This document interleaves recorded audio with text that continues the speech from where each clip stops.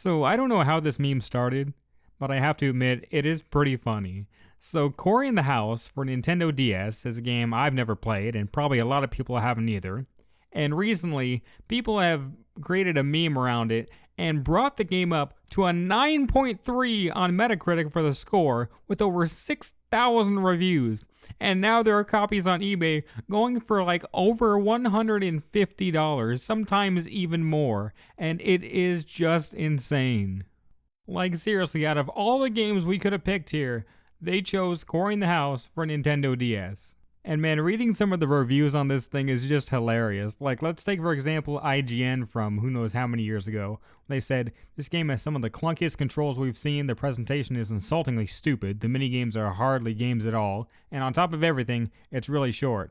Well, you can't trust IGN for everything, right? So let's look at some of the actual really good latest reviews, right? So the one right here says, play Cory in the House. Single-handedly the best game out my life, changed forever after playing this. That is just a masterpiece of a review.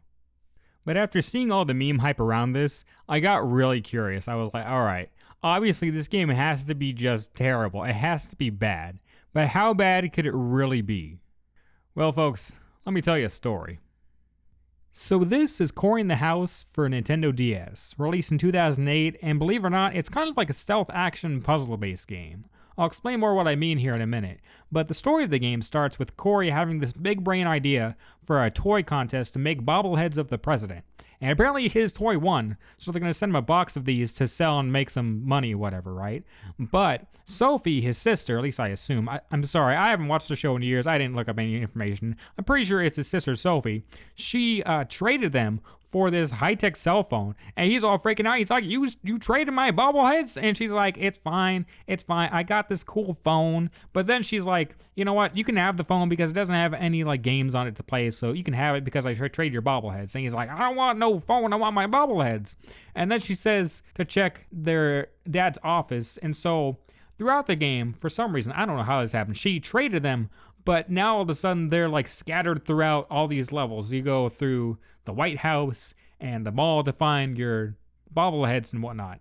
So this is the core premise of the game. You have to find your bobbleheads in random locations so that then you can sell them for money. I mean, it's not a great idea for a game, but it's not the worst I've seen, especially for Nintendo DS. I've seen a lot worse, that's for sure.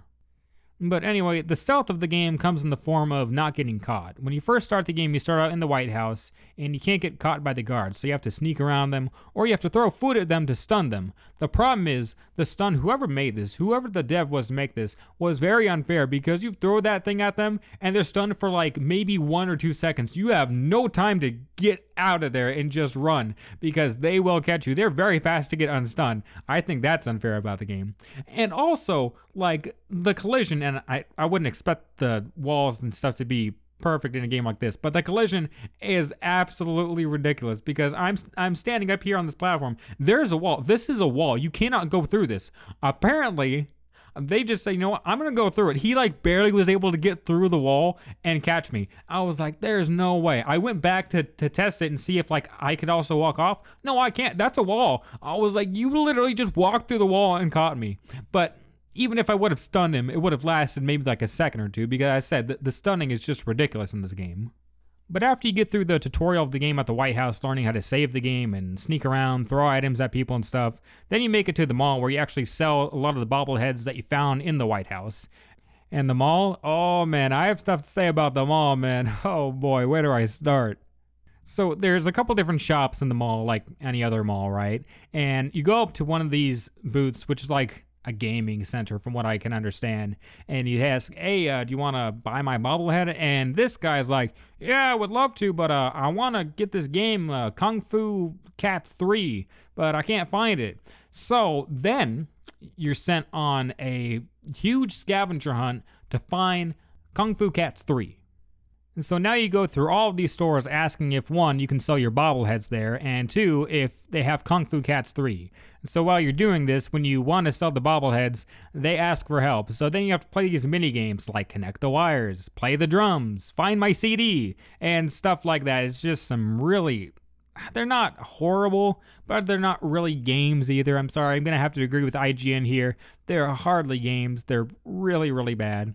But then you go through all these stores, right? So you sell some of your bobbleheads, and then you ask for Kung Fu Cats 3. Hey, do you have this game? You just find out this guy gave it to someone else. This girl gave it to someone else. This girl gave it to another girl. And then finally, this other girl says, I left it on a bench somewhere. And so, this is where it happens. Are you ready for this?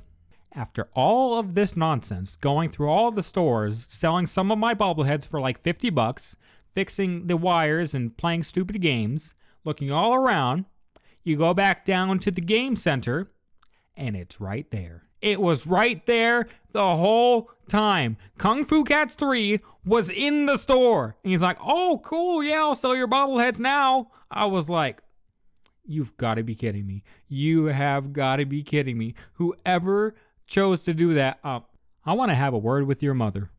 I genuinely could not believe it. So then after that, you play another terrible minigame. It's a somewhat rhythm minigame, but it's awful. And then you are sent to the school. But before that, you have to play another game, and it's this like road crossing. And apparently there's a time limit. I didn't even notice until I looked back at the gameplay and stuff. And I barely didn't make it. I swear it hit 0 when I got there, but I didn't make it. So try again. I'm like, oh, okay. This isn't really even a game. But after you get through that nonsense, then you get to the school, and apparently you find out that your bobblehead is hypnotizing people, and you need to go save this girl. I think this girl that he has a crush on or something. And so everyone's hypnotized and is trying to grab you and like latch onto you, and so you really have to like just run past people or stun them or whatever. So this part of the game is weird. So you're going through the school, and one of your friends you find is like trapped in a room, and you have to try and get him out of there, your schizo friend, as you try and say like, oh, the voices in my head, they're really talking. Whoa, they sound like Corey. And he's like, no, it's me, it's Corey. It's like, whoa, now this is getting really weird. So your schizo friend, we have to go save him. And so this guy, Jason, who had us go to the school because everything's hypnotized, he gives us this little item to go in like these holes and stuff, and we have to go to this empty room to get into the top like vent so we can go save our friend. So we get to the area, we get to the mini game, and as the mini game's gonna start, it crashed. The game actually crashed, and I was like, what the heck? I am assuming that because this isn't on real hardware, that it didn't detect a microphone, so it crashed. Because when you read the description of how to play the game, it specifically says to blow into the microphone. So I thought maybe that was a possibility. So I went back to try again. And so I rushed to that area of the room, and Corey didn't act like I knew what I was talking about. He's like, I don't really know what to do in this room. So you have to go back to your schizo friend to trigger that part. So then I go back to my schizo friend, go back up to the other room, go up in there, try to play the minigame, and nothing. It just crashed again. So at that point, I really didn't know what to do. I'd been playing the game for an hour, and I was like, we don't need to see anymore. We have played enough of Corey in the House on Nintendo DS to figure out what this game is. Is it a great game? Ain't no way. Did I have fun playing it for the meme? Yeah, it was pretty funny playing it for the meme. Like, there is some actual funny humor in the game. It's all stupid TV humor from like 20 years ago, but it was kind of funny. I would not play this game ever unless it was just for the meme. Like, if it hadn't been for the meme, I would have never even touched this game. But it was pretty funny to play.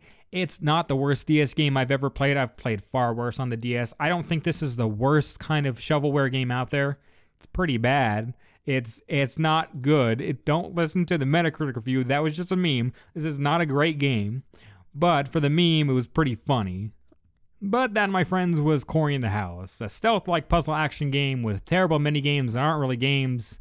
And it's really all it has to offer. There's not much here, but it was funny for the meme. Thanks for watching. See you next time.